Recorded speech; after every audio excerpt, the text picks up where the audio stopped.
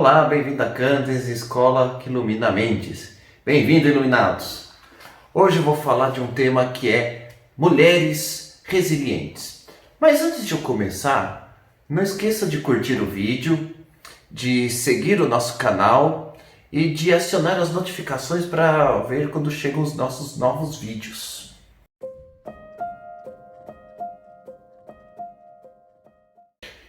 Este é o primeiro vídeo de uma série de 3 vídeos a respeito de mulheres resilientes.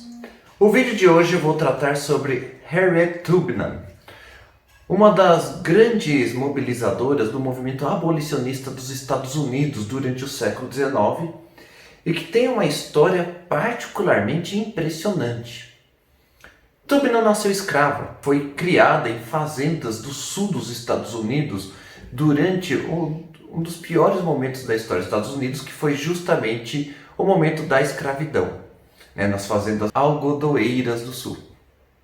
Essas fazendas algodoeiras, elas obviamente empregavam a mão de obra escrava desde o período colonial, e Tubman, nascida em aproximadamente 1820, não há um registro muito claro da época do seu nascimento, justamente por ela ser de origem escravizada.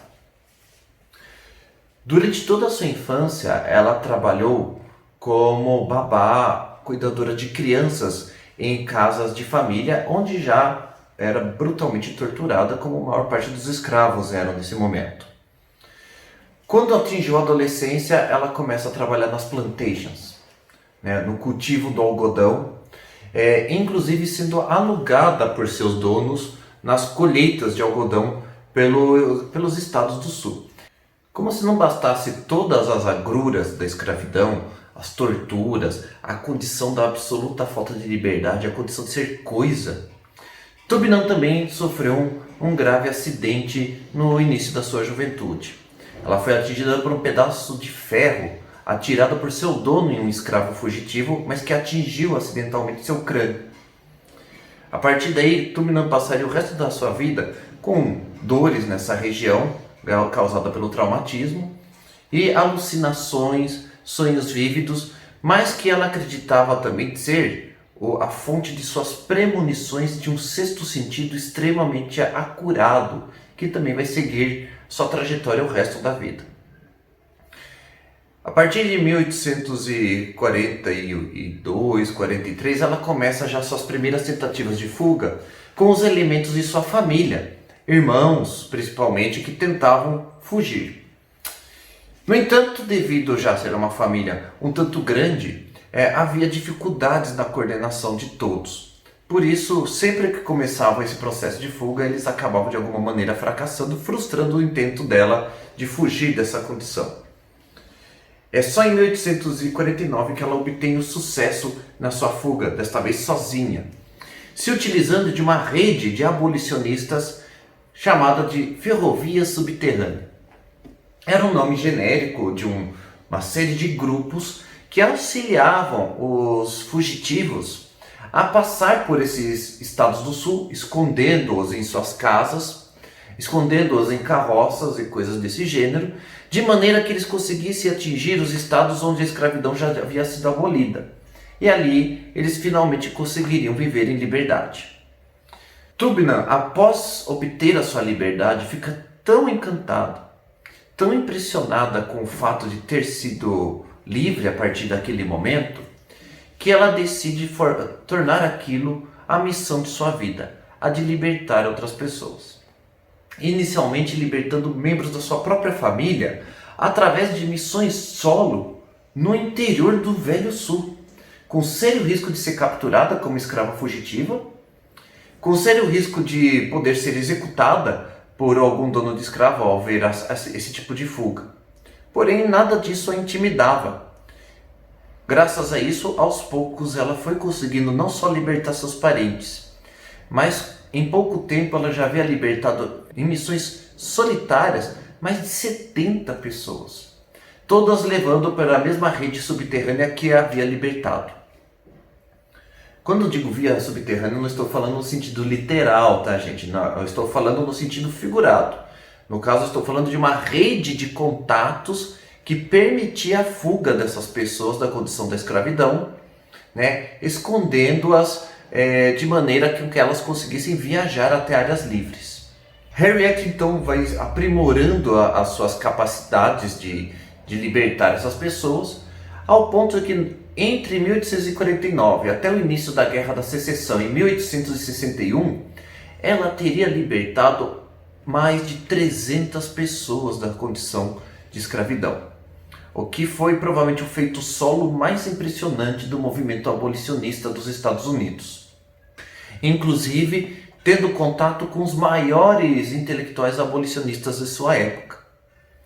Quando estoura a Guerra da Secessão, Harriet não hesita e se alista no Exército do Norte, o Exército da União, contrário a insurretos do Sul, né, ou, no caso, os confederados, que desejavam a manutenção do regime escravista e que tinham promovido sua independência em relação ao resto do país para manter o regime. Pois Harriet vai assumir então postos no exército inicialmente como cozinheira e enfermeira voluntária, mas ao ter reconhecido seus méritos durante a sua ação na ferrovia subterrânea e principalmente seu enorme conhecimento do terreno das plantations, ela acaba se tornando batedora de missões do próprio Exército do Norte, onde irá auxiliar os oficiais do Exército a libertar escravos em inúmeras fazendas do Sul.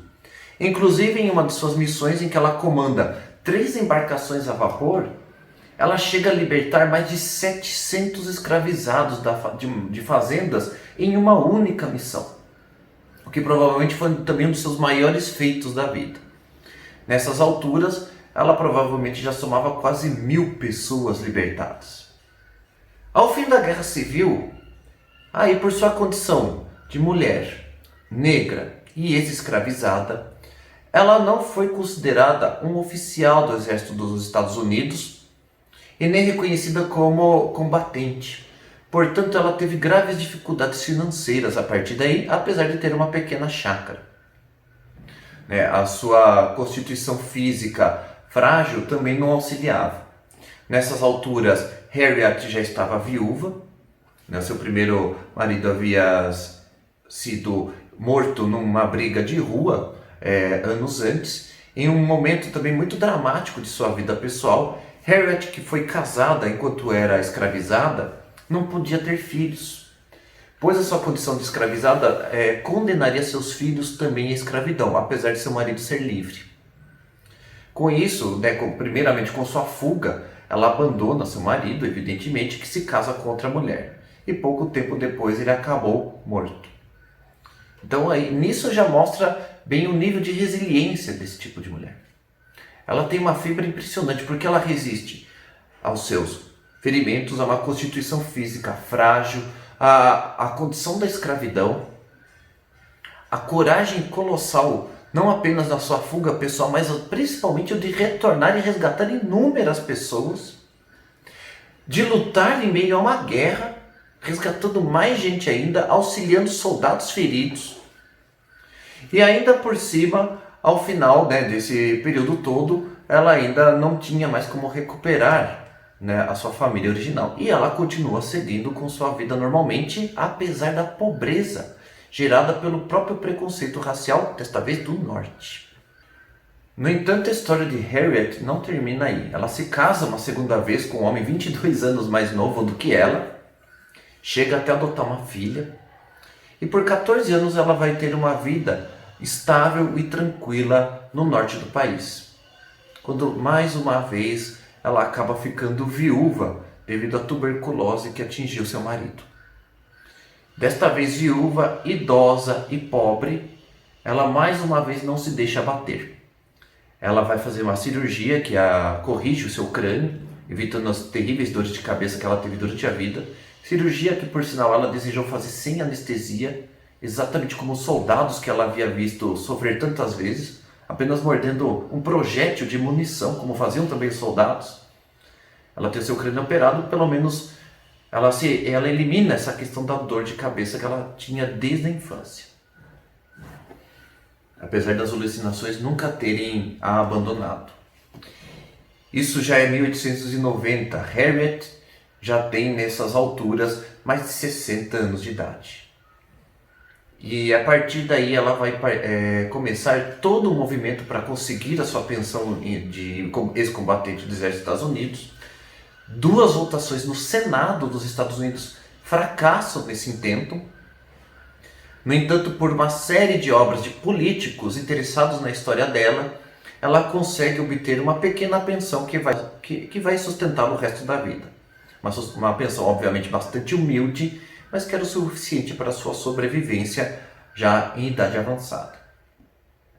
E é justamente nesse período final do século XIX que ela entra em mais um movimento social, o sufragismo.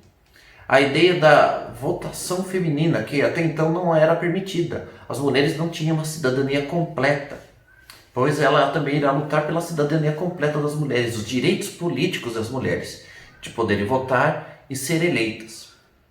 E nos seus últimos anos de vida, ela ainda irá fundar 2 asilos para pessoas negras indigentes, sendo que o último ela mesma irá se internar no final da vida para ser cuidada pelos enfermeiros e cuidadores da instituição, uma vez que ela já contava com mais de 90 anos de idade.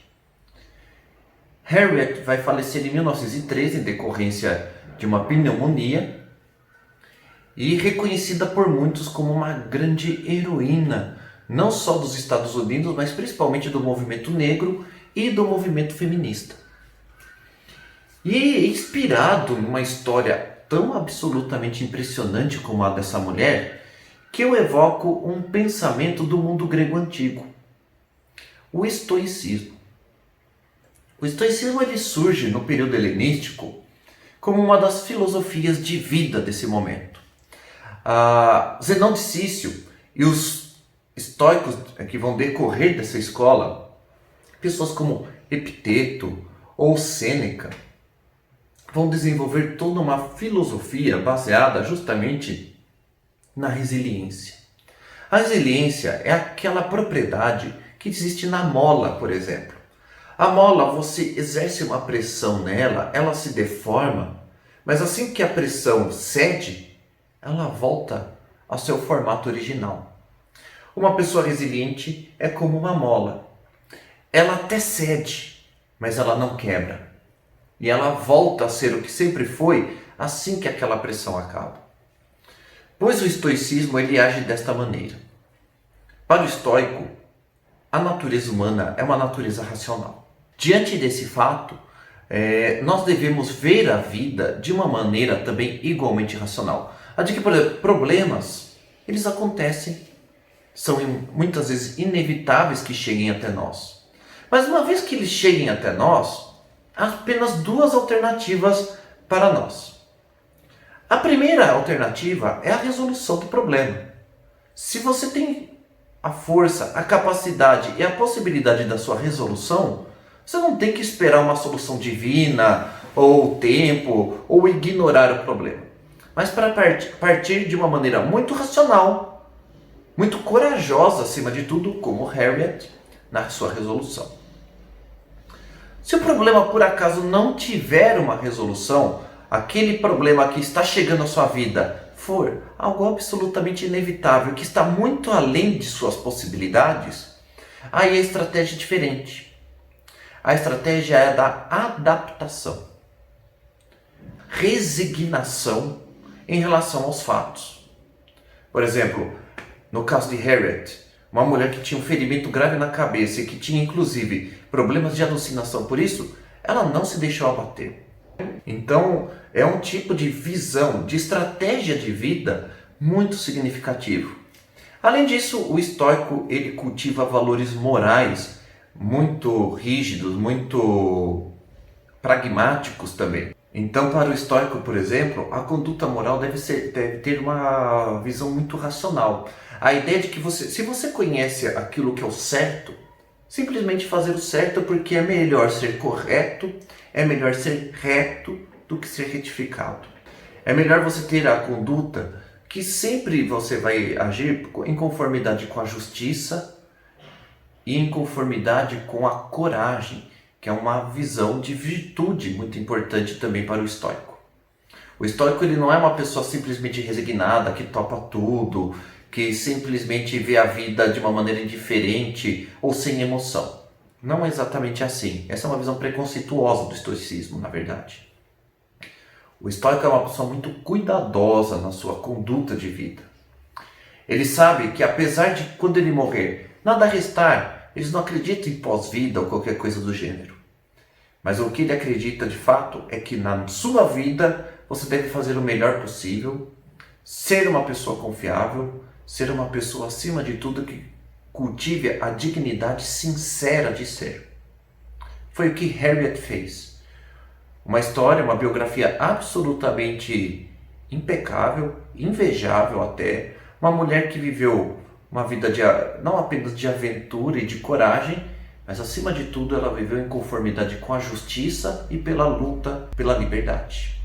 Nossos 2 próximos vídeos eu tratarei sobre mulheres igualmente espetaculares. Então eu aguardo para um próximo vídeo, espero que vocês tenham gostado desse e até mais!